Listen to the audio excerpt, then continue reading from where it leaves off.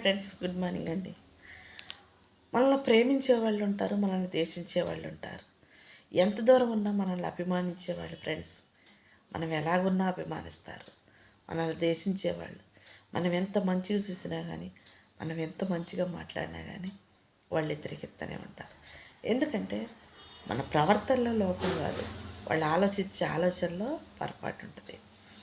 ఎప్పుడు ఒక మనిషి ఆవేశంతో మాట్లాడే మాటలు ఆవేశం తగ్గిపోయిన తర్వాత మాట్లాడలేరు. చూడండి, గమనించండి.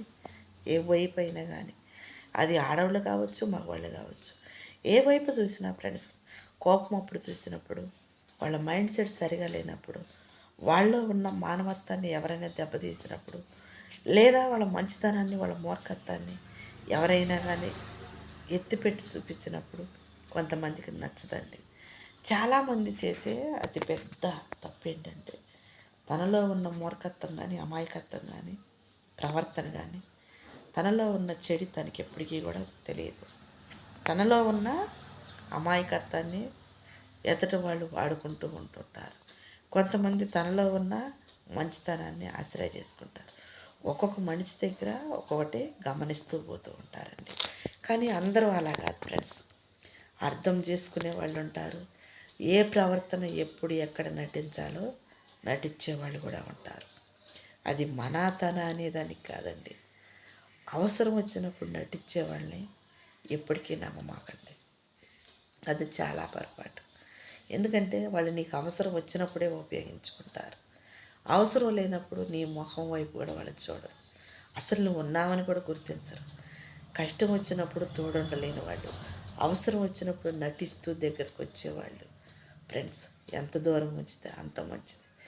ప్రేమ అనేది, ఫ్రెండ్షిప్ అనేది, స్నేహం అనేది ఎప్పుడు కూడా ఫ్రెండ్స్ ఒకళ్ళతో మొదలయ్యి కుటుంబం అంటే ఎలా మనం సాగిపోతామో, మనలో ఉన్న స్నేహితులతో కూడా అలాగా సాగిపోతూ ఉంటాం.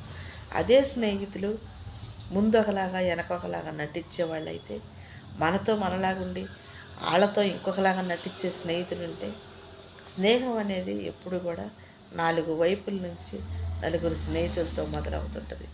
నా స్నేహితులు ఇంకొకళ్ళ స్నేహితులు కావచ్చు, ఇంకొకళ్ళ స్నేహితులు కావచ్చు. ఆ స్నేహం అనే దాంట్లో ఒకళ్ళ ప్రవర్తన ఇంకొకలాగా ఉండొచ్చు, ఇంకొకళ్ళ ప్రవర్తన ఇంకొకలాగా ఉండొచ్చు. గాయాలు ఎప్పుడు కూడా ఫ్రెండ్స్ మానుకుంటూ పోవాలి. స్నేహితులు అనేవాళ్ళు ఎక్కడ విన్నది అక్కడే మర్చిపోవాలి. అది నీ ప్రవర్తన నీకు సరిగా లేనప్పుడు సరి చేసుకోమని చెప్పేసేయాలి, వదిలేసేయాలి. కానీ అదే మాటని, అదే తప్పుని ఎప్పుడు కూడా ఎత్తిపట్టి చూపించకూడదు. తప్పుని సరి చేసుకునే విధానం లేనప్పుడు స్నేహితాన్ని వదిలేయాలి.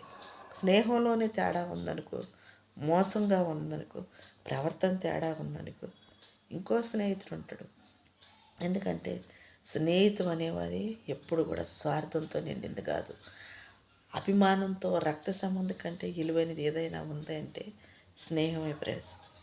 అలాంటి స్నేహాన్ని ఈ రోజున ఎవరి అవసరానికి వాళ్ళు వాడుకొని, కష్టం వచ్చిందంటే ఆదరించడం, బాధ వచ్చిందంటే వాడిని దూరం పెట్టడం, వాడికి కష్టం వచ్చిందంటే అయ్యో పాపం కూడా అనలేక చాలామంది ఫోన్లు స్విచ్ ఆఫ్ చేసుకుంటారు.